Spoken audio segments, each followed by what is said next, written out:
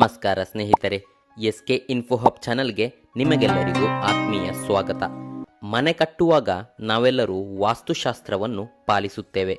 ಆದರೆ ವಾಸ್ತು ಎಂದರೆ ಕೇವಲ ಮೂಢನಂಬಿಕೆ ಅಥವಾ ಕುರುಡು ನಂಬಿಕೆ ಎಂದು ಕೆಲವರು ಭಾವಿಸುತ್ತಾರೆ. ನಿಜ ಹೇಳಬೇಕೆಂದರೆ ನಮ್ಮ ಹಿರಿಯರು ಕಟ್ಟಿದ ಪ್ರತಿಯೊಂದು ವಾಸ್ತು ನಿಯಮದ ಹಿಂದೆಯೂ ಅದ್ಭುತವಾದ ವಿಜ್ಞಾನ ಅಡಗಿದೆ.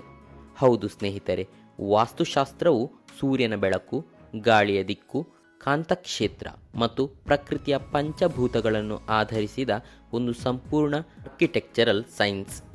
ಇಂದಿನ ವಿಡಿಯೋದಲ್ಲಿ ನಾವು ಮನೆ ಕಟ್ಟುವಾಗ ಪಾಲಿಸುವ ಪ್ರಮುಖ ವಾಸ್ತು ನಿಯಮಗಳು ಮತ್ತು ಅವುಗಳ ಹಿಂದಿರುವ ಅಚ್ಚರಿಯ ವೈಜ್ಞಾನಿಕ ಕಾರಣಗಳ ಬಗ್ಗೆ ಸಂಪೂರ್ಣವಾಗಿ ತಿಳಿದುಕೊಳ್ಳೋಣ.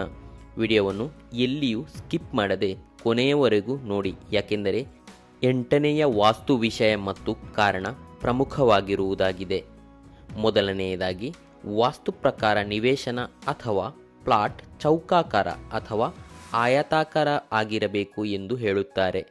ವೈಜ್ಞಾನಿಕ ಕಾರಣವೇನೆಂದರೆ ಭೌತಶಾಸ್ತ್ರ ಮತ್ತು ಸಿವಿಲ್ ಇಂಜಿನಿಯರಿಂಗ್ ಪ್ರಕಾರ ಚೌಕ ಅಥವಾ ಆಯತಾಕಾರದ ಜಾಗದಲ್ಲಿ ಕಟ್ಟಡದ ಭಾರ ಸಮಾನವಾಗಿ ಹಂಚಿಕೆಯಾಗುತ್ತದೆ. ಇದರಿಂದ ಕಟ್ಟಡವು ಹೆಚ್ಚು ದೃಢವಾಗಿರುತ್ತದೆ ಮತ್ತು ಭೂಕಂಪದಂತಹ ನೈಸರ್ಗಿಕ ವಿಕೋಪಗಳ ಸಮಯದಲ್ಲಿ ಸುರಕ್ಷಿತವಾಗಿರುತ್ತದೆ. ಇನ್ನು ಈಶಾನ್ಯಕ್ಕೆ ಇಳಿಜಾರು ಇರಬೇಕು ಎನ್ನುತ್ತಾರೆ, ಏಕೆಂದರೆ ಭಾರತದಲ್ಲಿ ನೈಋತ್ಯದಿಂದ ಮಾರುತಗಳು ಬೀಸುತ್ತವೆ. ಮಳೆಗಾಲದಲ್ಲಿ ನೀರು ಸರಾಗವಾಗಿ ಹರಿದು ಹೋಗಲು ಮತ್ತು ಮನೆಯೊಳಗೆ ಬೆಳಗಿನ ಸೂರ್ಯನ ಎಳೆಬಿಸಿಲು ಸುಲಭವಾಗಿ ಬೀಳಲು ಈ ಇಳಿಜಾರು ಸಹಾಯ ಮಾಡುತ್ತದೆ. ಇನ್ನು ಎರಡನೆಯದಾಗಿ, ಮನೆಯ ಸಂಪ್, ಬಾವಿ ಅಥವಾ ಬೋರ್ವೆಲ್ ಅನ್ನು ಈಶಾನ್ಯ ದಿಕ್ಕಿನಲ್ಲಿಯೇ ಮಾಡಿಸಬೇಕು ಎಂಬುದು ಪ್ರಮುಖ ನಿಯಮ. ಇದರ ವೈಜ್ಞಾನಿಕ ಕಾರಣವೇನೆಂದರೆ ಸೂರ್ಯ ಹುಟ್ಟುವುದು ಪೂರ್ವದಲ್ಲಿ. ಬೆಳಗಿನ ಸೂರ್ಯನ ಕಿರಣಗಳಲ್ಲಿರುವ ಅಲ್ಟ್ರಾ ವಯಲೆಟ್ ಅಥವಾ ನೇರಳಾತೀತ ಕಿರಣಗಳು ಈಶಾನ್ಯ ದಿಕ್ಕಿನಲ್ಲಿರುವ ನೀರಿನ ಮೂಲದ ಮೇಲೆ ನೇರವಾಗಿ ಬೀಳುತ್ತವೆ. ಈ ಕಿರಣಗಳು ನೀರಿನಲ್ಲಿರುವ ಹಾನಿಕಾರಕ ಬ್ಯಾಕ್ಟೀರಿಯಾಗಳನ್ನು ಮತ್ತು ಸೂಕ್ಷ್ಮಾಣುಜೀವಿಗಳನ್ನು ನೈಸರ್ಗಿಕವಾಗಿ ನಾಶ ಮಾಡಿ ನೀರನ್ನು ಶುದ್ಧೀಕರಿಸುತ್ತವೆ. ಇದರಿಂದ ಮನೆಯವರ ಆರೋಗ್ಯ ಉತ್ತಮವಾಗಿರುತ್ತದೆ.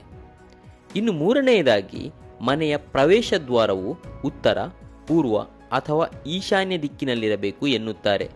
ದಕ್ಷಿಣ ಅಥವಾ ಪಶ್ಚಿಮ ಬೇಡ ಎನ್ನುತ್ತಾರೆ.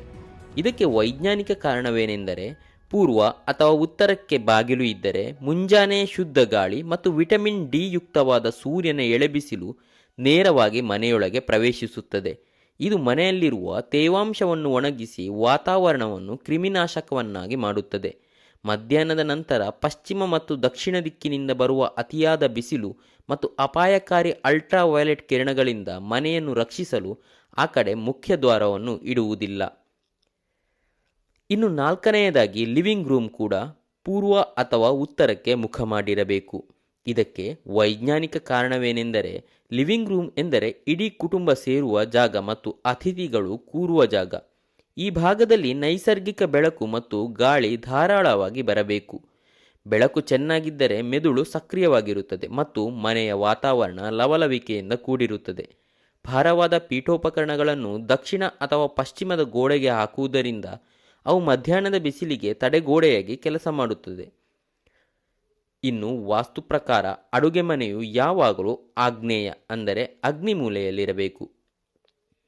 ಇದಕ್ಕೆ ವೈಜ್ಞಾನಿಕ ಕಾರಣವೇನೆಂದರೆ ಹಿಂದಿನ ಕಾಲದಲ್ಲಿ ಒಲೆ ಉರಿಸುತ್ತಿದ್ದರು. ಭಾರತದಲ್ಲಿ ಗಾಳಿಯು ಸಾಮಾನ್ಯವಾಗಿ ನೈಋತ್ಯದಿಂದ ಈಶಾನ್ಯದ ಕಡೆಗೆ ಬೀಸುತ್ತದೆ. ಅಡುಗೆ ಮನೆಯು ಆಗ್ನೇಯದಲ್ಲಿದ್ದರೆ ಬೆಂಕಿಯ ಕಿಡಿಗಳು ಅಥವಾ ಹೊಗೆ ಮನೆಯ ಒಳಗೆ ಅಂದರೆ ಲಿವಿಂಗ್ ರೂಮ್ ಅಥವಾ ಬೆಡ್ರೂಮ್ಗೆ ಬರದೆ ನೇರವಾಗಿ ಹೊರಗಡೆ ಹೋಗುತ್ತದೆ. ಇದರಿಂದ ಮನೆಯಲ್ಲಿ ಬೆಂಕಿ ಅವಘಡಗಳು ತಪ್ಪುತ್ತವೆ. ಜೊತೆಗೆ ಬೆಳಗಿನ ಸೂರ್ಯನ ಬಿಸಿಲು ಅಡುಗೆ ಮನೆಗೆ ಬೀಳುವುದರಿಂದ ಆಹಾರ ಪದಾರ್ಥಗಳು ಬೇಗ ಕೆಡುವುದಿಲ್ಲ ಮತ್ತು ಅಡುಗೆ ಮನೆಯಲ್ಲಿ ಫಂಗಸ್ ಬೆಳೆಯುವುದಿಲ್ಲ ಎಂದು ಇದರ ಅರ್ಥವಾಗಿದೆ. ಪೂಜಾ ಕೋಣೆ ಈಶಾನ್ಯ ದಿಕ್ಕಿನಲ್ಲಿರಬೇಕು ಹಾಗೂ ಮೆಟ್ಟಿಲುಗಳು ದಕ್ಷಿಣ ಅಥವಾ ಪಶ್ಚಿಮದಲ್ಲಿರಬೇಕು ಎನ್ನುತ್ತಾರೆ. ಇದಕ್ಕೆ ವೈಜ್ಞಾನಿಕ ಕಾರಣ ಏನೆಂದರೆ ಈಶಾನ್ಯ ದಿಕ್ಕು ಮನೆಯ ಅತಿ ತಂಪಾದ ಮತ್ತು ಪ್ರಶಾಂತವಾದ ಜಾಗ. ಮುಂಜಾನೆಯ ಬೆಳಕು ಇಲ್ಲಿ ಮೊದಲು ಬೀಳುವುದರಿಂದ ಇದು ಧ್ಯಾನ ಮಾಡಲು, ಏಕಾಗ್ರತೆ ಹೆಚ್ಚಿಸಿಕೊಳ್ಳಲು ಮತ್ತು ಮನಸ್ಸಿಗೆ ಶಾಂತಿ ಪಡೆಯಲು ಹೇಳಿ ಮಾಡಿಸಿದ ಜಾಗವಾಗಿದೆ. ಇನ್ನು ಮೆಟ್ಟಿಲುಗಳ ವಿಷಯಕ್ಕೆ ಬಂದರೆ ಮೆಟ್ಟಿಲುಗಳು ಕಾಂಕ್ರೀಟ್ನಿಂದ ಮಾಡಲ್ಪಟ್ಟಿರುವುದರಿಂದ ಅವು ಬೇಗ ಬಿಸಿಯಾಗುತ್ತವೆ. ದಕ್ಷಿಣ ಅಥವಾ ಪಶ್ಚಿಮ ದಿಕ್ಕಿನಲ್ಲಿ ಮೆಟ್ಟಿಲುಗಳನ್ನು ಕಟ್ಟಿದರೆ ಅವು ಮಧ್ಯಾಹ್ನದ ಕಠಿಣ ಬಿಸಿಲನ್ನು ತಡೆದು ಮನೆಯ ಒಳಾಂಗಣವನ್ನು ತಂಪಾಗಿಡಲು ಸಹಾಯ ಮಾಡುತ್ತದೆ. ನೋಡಿದ್ರಲ್ಲ ಸ್ನೇಹಿತರೆ, ನಮ್ಮ ಹಿರಿಯರು ಮಾಡಿದ ವಾಸ್ತು ನಿಯಮಗಳು ಕೇವಲ ನಂಬಿಕೆಯಲ್ಲ, ಪ್ರತಿಯೊಂದರ ಹಿಂದೆಯೂ ನಮ್ಮ ಆರೋಗ್ಯ, ಸುರಕ್ಷತೆ ಮತ್ತು ನೆಮ್ಮದಿಯನ್ನು ಕಾಪಾಡುವ ಅದ್ಭುತವಾದ ವಿಜ್ಞಾನ ಅಡಗಿದೆ. ಈ ವೈಜ್ಞಾನಿಕ ವಾಸ್ತು ಮಾಹಿತಿ ನಿಮಗೆ ಹೊಸ ವಿಚಾರವನ್ನು ತಿಳಿಸಿದೆ ಎಂದು ಭಾವಿಸುತ್ತೇನೆ.